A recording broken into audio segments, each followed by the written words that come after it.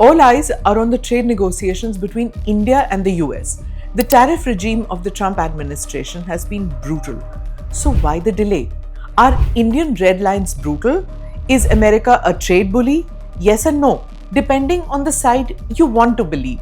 The European Union and India have been talking on and off about a free trade deal for 17 years. Yes, 17 years.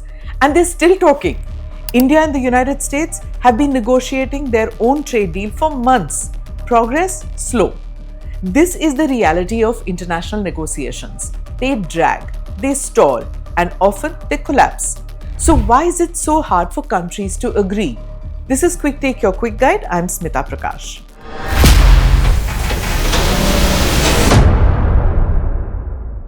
First, the issues are complex.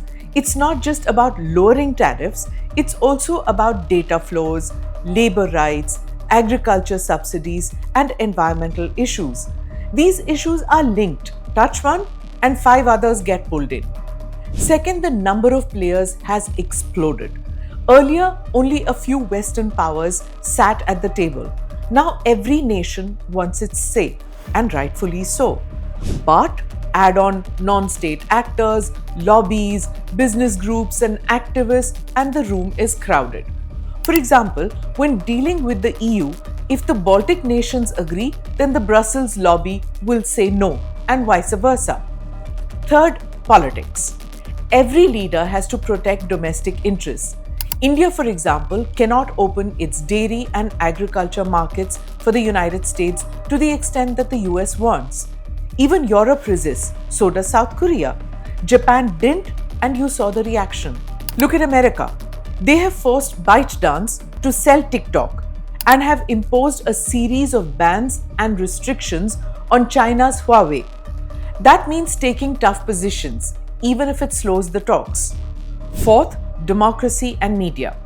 Negotiators are no longer operating in secret rooms. Talks are live tweeted. Interest groups shout from the sidelines. We are seeing what Lutnick and Navarro are doing. Leaders have to hit the mute button if they need to, and they have to show their people that they are not selling out. This makes flexibility harder. So what tactics do countries use? One is delay. Drag the talks, tire out the other side, and hope they give in. Another is linkage. Say yes to my demand, or I block you on something else. Trade can get tied up with visas, climate commitments, or defense contracts. Then there's brinkmanship. Push talks to the edge, threaten to walk out, and squeeze concessions at the last minute. Remember Brexit between Britain and the EU? And sometimes it's shock and bully, like when Donald Trump slapped a 50% tariff on Indian goods. That set the bar sky high. So suddenly, anything less than 25% or say about 10% looks like a bargain. It's a negotiation trick. Start extreme and then make the other side feel relieved when you soften.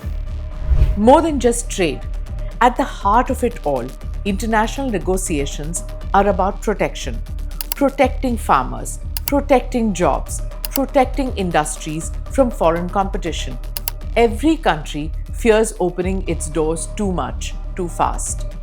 That's when deals take years, because nations are not just bargaining over trade, they are bargaining over identity, sovereignty, and survival in a competitive world. International negotiations are complex, not because leaders enjoy endless meetings, but because every comma in a treaty can affect millions of livelihoods. That's why India and the EU are still at the table after 17 years. And that's why trade talks with the United States stretch on for months. And that's why global negotiations, from climate change to trade, often feel like a marathon, not a sprint.